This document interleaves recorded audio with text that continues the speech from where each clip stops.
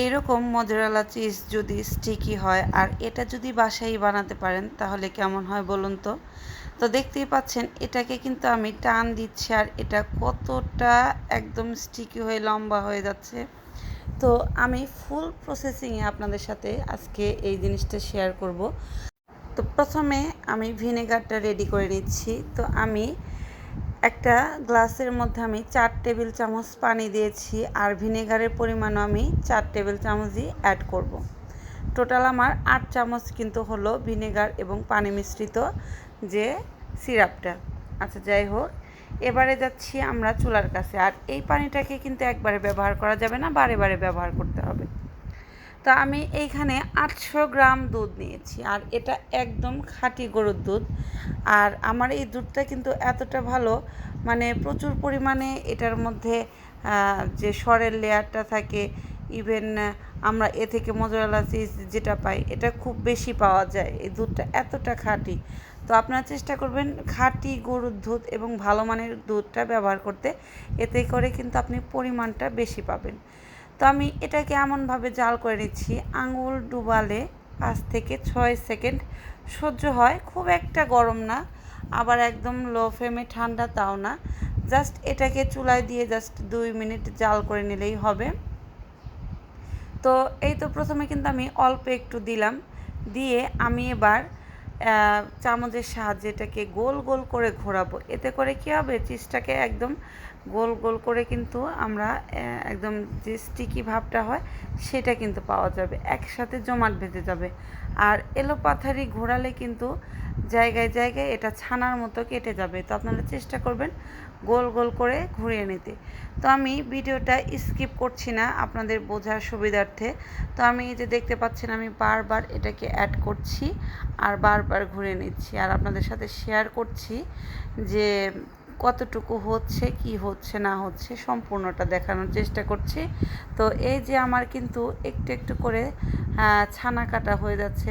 এটা কিন্তু আসলে আমরা যে মিষ্টি বানাই সেই ছানাটা না, এটা মোজারেলা চিজের যে ছানাটার প্রয়োজন হয় এটা কিন্তু সেইটা। তো 3-4 বার দেওয়ার পরে আমার কিন্তু এই অবস্থা হয়ে গেছে। তো এই যে দেখুন দুধ থেকে আমার কিন্তু একদম ছানাটা বের হয়ে গেছে। দুধের ভিতরে যে ডিরেক্ট পানিটা থাকে সেটা আলাদা হয়ে গেছে এবং ছানাটা কিন্তু এই দেখুন এখনই কতটা চিজি, মানে দেখলেই এখনই মনে হচ্ছে যে এটা কী পরিমাণ চিজি হয়ে গেছে, দেখুন অবস্থা। তো আমি এই 800 গ্রাম দুধ থেকে কতটা ছানা পেয়েছি আপনাদের সাথে একটু শেয়ার করছি। তো অনেকে কিন্তু মানে খুব ডিটেলসভাবে দেখায় না, আসলে বাজারে যে মোজারেলা চিজটা আমরা কিনে থাকি সেই রকম চিজ কিন্তু অনেকেই দেখায় না, শুধুমাত্র এতটুকুই দেখায় যে এই যে ছানাটা হয়ে গেছে, পানিটা ঝরিয়ে নিলে বা চিপে নিলে আমাদের মনে হয় চিজটা হয়ে গেল। আসলে কিন্তু চিজটা এরকম একটা কিছু না। তো পুরাটা দেখার জন্য অবশ্যই ফুল ভিডিও দেখতে হবে। তো আমি সেই গরম পানিটার মধ্যে অর্থাৎ যে দুধটা ছিল যতটুকু গরম হয়েছিল তার মধ্যেই কিন্তু এই যে ছানাটাকে আরও 2 থেকে 3 মিনিট রেখে দিয়েছিলাম। তো এবারে এই যে ছাকনায় তুলে আমি এটাকে চাপ দিয়ে দিয়ে আমি পানিটাকে ঝরিয়ে নিচ্ছি। এতে করে কিন্তু চিজটা আরও কমে যাবে। তো আমি আপনাদের সাথে শেয়ার করব চিজের দামটা কেন এত বাজারে বেশি নেয়। এই যে দেখতে পাচ্ছেন এই চিজটাকে কিন্তু অনেকটাই দেখা যাচ্ছে, শুধুমাত্র দুধটা খুব ভালো থাকার কারণে এটা কিন্তু অনেকটাই দেখা যাচ্ছে। আর এই যে নিচে দেখুন এটাকে চাপ দেওয়ার পরে কতটুকু পানি ঝরে গেছে, এই যে এবারে কিন্তু এ থেকে আর পানি বের হচ্ছে না। তো আমি এবারে কি করব, একটা প্যানের মধ্যে নিয়ে নিচ্ছি। তো প্যানটা গরম হয়ে গেলে আমি চিজটাকে দিয়ে দিলাম। দেখতেই পাচ্ছেন এখন কিন্তু আমার 1 মুঠো পরিমাণ চিজ আছে। তো এটা কিন্তু আরও কমে যাবে, কেন কমে যাবে সেটা আপনাদের সাথে শেয়ার করছি। তো এই যে আমি চুলার ফ্লেমটাকে মিডিয়াম টু লো হিটে রেখেছি আর এটাকে অনবরত নাড়াচাড়া করছি। এবার নিশ্চয়ই আপনারা বুঝতে পারছেন আমি কেন চুলার উপরে দিয়েছি আর এটা কতটা চিজি হয়ে যাচ্ছে আর কতটা এটা স্টিকি হয়ে যাচ্ছে, বুঝতেই পারছেন।